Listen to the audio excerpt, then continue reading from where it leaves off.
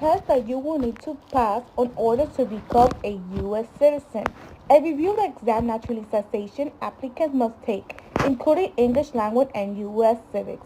In order to become a U.S. citizen, you need to satisfy the various requirements described in this video. And most people also need to pass the test on their knowledge and understanding of the fundamentals of history and of the principles and form of the government of the United States. English language as is spoken, written, and read. Although those requirements sound abroad, you won't really have to learn all this is to know about the United States and its primary language. Let's look more closely in this video, so keep on listening at what you will in fact have to study and learn. Preparing for the U.S. Civics Exam. The UCIS, or also known as U.S. Citizenship and Immigration Services, have prepared lists of potential questions for the history and government exam. This will their answer be, as published in advance for anyone to see. You will have to memorize the answers to those questions, ideally all of them, but then you will really need to answer only a limited number of questions correctly in order to pass. The trouble is, you can now in advance with questions you'll be at in the UCIS official website who interviews you get you to choose in an oral exam giving you the during your naturalization interview. The civic test has a total of 100 questions. In order to pass, you need to answer correctly only 6 out of 10 questions that the examiner asks you. Although UCIS had planned to change this in 2021, such the applicant would need to study 128 questions and correctly answer 12 out of 20 questions in order to pass. These plans were reversed under the Biden-Harris administration. See the study materials in the website of the UCIS, which is ucis.gov, to find the applicable questions and various means of studying them. There are some people, for reasons of age or disability, who find it nearly impossible to learn the answers to these questions. Some exceptions can be made in these cases as described.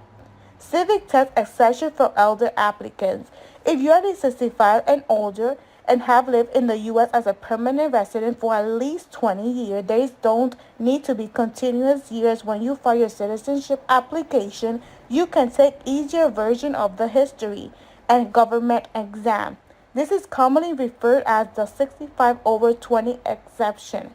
You will have to study only 20 questions, the ones with asterisks in the main list of questions. You'll be asked 10 of the questions and you will need to answer 6 correctly in order to pass. Plus, you can take the test in your native language if you need to. You have to bring your own interpreter though. Civics test exception for disabled applicants.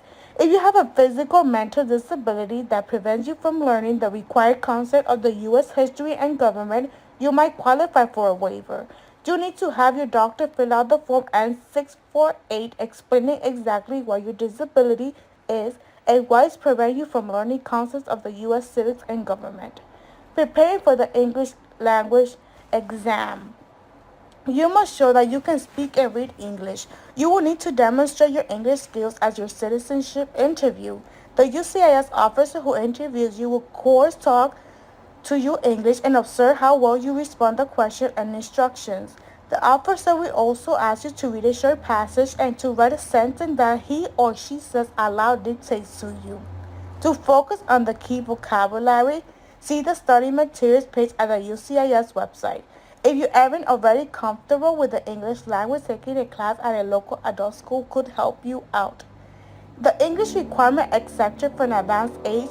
2 separate rules allow older people to avoid the English requirement if you are at least age 50 and have lived in the U.S. as a green card holder for at least 20 years. When you file your citizenship application, you can have the entire citizenship interview conducted in your native language. This is commonly known as the 50 over 20 waiver. Your 20 years of residence do not need to have been continuous. If you have been away for short periods fewer than 6 months at a time to be safe, that is acceptable so long as your total time living in the United States reaches 20 years. The second rule is known as the 55 over 15 waiver. Applies as follows if you are at least age 55 have lived in the United States as a green card holder for at least 15 years when you file your citizenship application. You can have the citizenship interview and exam conducted in your native language. Your 15 years do not need to have been continuous. If you qualify to have the interview done in your native language, you have to bring your own interpreter. UCIS won't provide you one. The English requirement exception for disability: if you have a physical mental disability that prevents you from learning English, for example, an illness that requires regular medication that makes you severely drowsy, and development disability or deafness, correction, if you didn't understand that word, is deafness. So you might qualify for a waiver of the English requirement. In such a case, you will be allowed to have a citizenship interview done in your native language. You can just request the waiver. A doctor must fill out the form N648 explaining your disability and why it prevents you from learning the language of English. Remember to subscribe to my channel, activate notification bell to receive notifications when I upload new videos, like, comment below, and share. Have a blessed day.